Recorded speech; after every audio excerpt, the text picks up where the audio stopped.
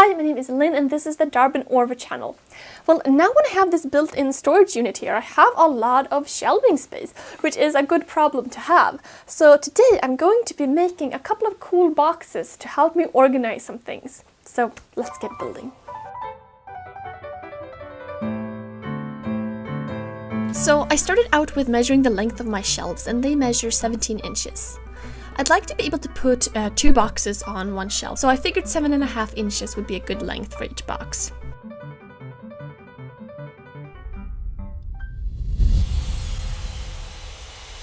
For wood, I decided to use some cedar I had around, so I resawed it on the table saw in batches to get thinner stock. Once my pieces were cut, I ran them through the planer a couple of times. Now to cut the wood up, I set up a stop block on the miter saw and I cut a bunch of mitered pieces.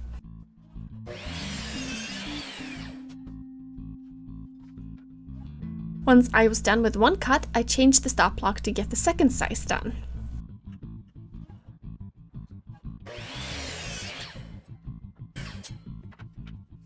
I want the bottoms to sit inside a rabbet in the boxes, so I'm using the router table here to make a groove with the thickness of the wood.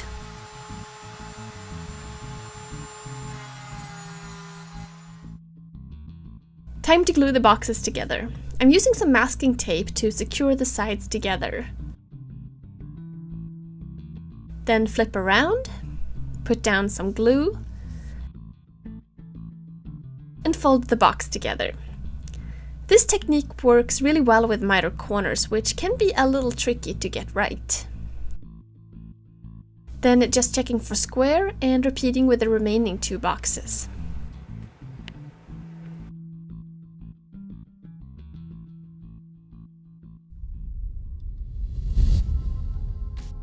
Now I'm going to use this spline jig here to add some splines, and I've got 2 test pieces gluing up so I can try it out before using it on my boxes. So you put the box in here and just run it through. So after setting it up and doing some tests, I'm using it here on the boxes. I've set it up with a 1/4 inch bit here and it's really simple to use. Then adjusting the jig for the second cut.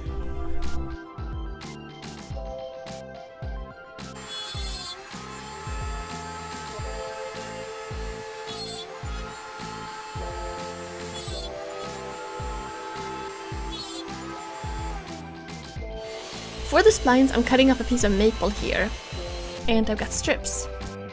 So putting one in, measuring, and then cutting up a bunch of small pieces. Then gluing them in. Some were just a touch too thick, so I'm sanding them down so they'll go in a little easier. For the splines here, I was first planning on using walnut, but then I was thinking, and cedar darkens quite a bit over time and as you finish it, so I decided to go with lighter instead, using some maple. For the bottoms, I'm gluing the end grain to account for wood movement over time, and then just adding a couple of tack nails. And here we have the boxes. It looks pretty cool with the splines like this. Once they had dried, I used a Japanese saw to cut them off. And the trick is to try to not cut too closely, but give yourself a little room to sand them down instead so you don't scratch the wood. Then I sanded the boxes. And here you can also see I glued on a couple of maple pieces for feet to match the splines. Now to finish the boxes, I decided to go with shellac. I think shellac is a little underutilized. It's a natural finish, it dries really quickly, and it always comes out really nice. Once that had dried, I applied some wax polish with steel wool to completely smoothen out the surface and add a soft finish.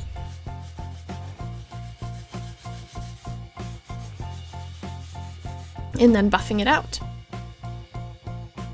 For a finishing touch, I'm adding some label holders and just measuring out the center here. Then pre-drilling lightly and screwing in. And that looks really nice. Now it's just a matter of bringing them in and filling them up.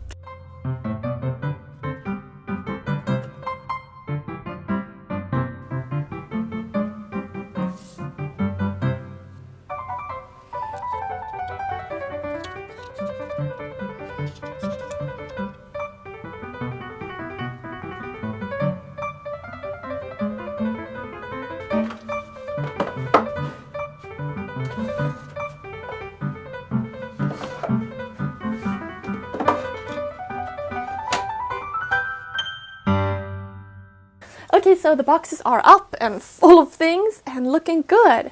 I was thinking about this. I mean, these are really simple boxes. There aren't a whole lot to them. Yet the splines add such a nice detail, and the label holder too, and of course the little feet. But it's often these little finishing touches that make a big difference. And then of course, I mean, I used cedar and maple, but you could use any wood you'd like. So yeah, I could definitely use a couple of more. You can't really have too many of these, and I think that's true for a lot of people, so not a bad gift idea there either. Thank you guys so much for joining me today, and don't forget to subscribe if this is your first time here so you don't miss any of my upcoming videos. If you have any thoughts about this project, I'd like to hear about it. Leave me a comment below. Yeah, otherwise, thank you so much, and I'll see you soon. Bye.